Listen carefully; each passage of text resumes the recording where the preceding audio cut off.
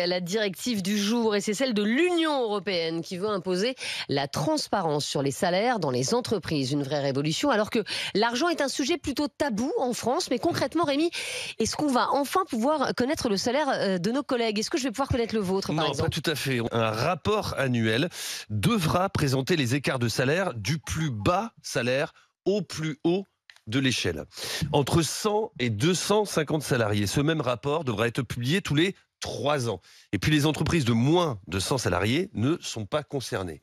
Les entreprises devront aussi communiquer à leurs salariés les niveaux de rémunération pratiqués pour leur poste, les critères sur lesquels reposent les augmentations et promotions, ainsi que la moyenne des salaires des collègues occupant un poste équivalent. Donc là, ça permettra quand même de se repérer un peu plus. En tout cas, tout écart salarial de plus de 5%, ne pouvant être objectivement expliqué, devra être corrigé. Vous me suivez? Donc vous saurez combien à votre poste et un poste équivalent sont payés en moyenne les autres. Et si vous constatez une différence, là, vous pourrez le contester. Et ce n'est pas tout. Les candidats à une offre d'emploi pourront obtenir des informations précises sur les critères de rémunération et de progression salariale au sein des entreprises. Les employeurs, par ailleurs, n'auront plus le droit de demander aux candidats leur précédente rémunération. Pour se baser, vous cognez combien actuellement? Du coup, c'est dommage ça, quand tu as un gros salaire. Non, oui, mais en tout cas, ils ne pourront plus le demander. Vous pourrez le dire, mais ils ne pourront pas vous le demander. Et ils devront clairement indiquer le salaire qu'ils proposent au moment de la publication de leur offre. Ça, c'est plutôt une bonne chose. Juliette Briens, est-ce que justement, cette transparence, c'est une bonne chose? Alors moi déjà, je tiens à dire que je trouve que c'est absolument effrayant. Cette Union européenne, elle est absolument effrayante. On est vraiment chez les bolcheviks, quoi. C'est de pire en pire. Ils se mêlent absolument de tout ce qui ne les regarde pas. Et elle prend une place, mais d'obèse, cette Union européenne. C'est vraiment flippant. Ça, c'est la première chose.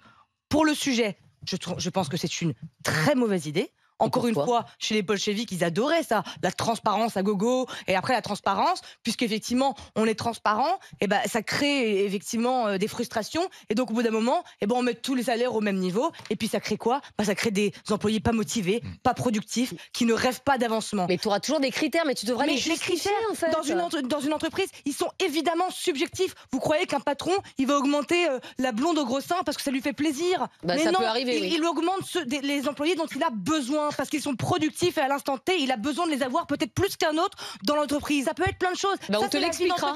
Ça, c'est la loi du marché et la loi du marché privé. Et l'Union européenne n'a absolument pas à mettre son nez là-dedans. C'est incroyable que ça vous inquiète je sais pas. Moi, vous refusez d'être augmenté. Moi, les bras m'en tombent. À rajouter encore des normes, encore des règles, mais on n'en peut plus. Pour descendre, l'Union européenne, c'est pas une entité abstraite sortie de nulle part. C'est-à-dire cette directive, elle a été votée par des parlementaires, dont des parlementaires français qu'on a élus et envoyés à Bruxelles, validée par les gouvernements. Donc en fait, c'est une décision politique à laquelle la France a participé. Moi, je suis plutôt pour, même je suis très pour, parce que c'est un outil pour aller vers plus d'équité. D'ailleurs, il y a des pays, il me semble qu'au Royaume-Uni, ils le font déjà, et puis surtout, il y a des entreprises qui le font déjà. Et en fait, c'est aussi un critère à la fois pour attirer les talents et pour maintenir les gens en entreprise, de montrer qu'on a un traitement équitable des salariés, c'est-à-dire que quand il y a de l'opacité, de l'injustice, des suspicions qu'un tel a été privilégié ou pas, c'est pas motivant pour les salariés non plus. Donc en fait, il y a aussi des entreprises, et d'ailleurs dans une vie antérieure, j'étais déléguée du personnel, les informations sur les salaires, c'est des choses que les délégués, que les CSE peuvent demander, on peut discuter avec les ressources humaines, et ça veut certainement pas dire que tout le monde va être payé pareil, parce que justement les grilles des salaires, ce sont des critères objectifs sur pourquoi on est payé, quelles sont les compétences, et pas que les compétences. D'ailleurs, il y a aussi le carnet d'adresse peut en être une. En tout cas, c'est d'objectiver les différences pour réduire les sentiments d'injustice au sein de l'entreprise, et ça c'est très bon pour la motivation.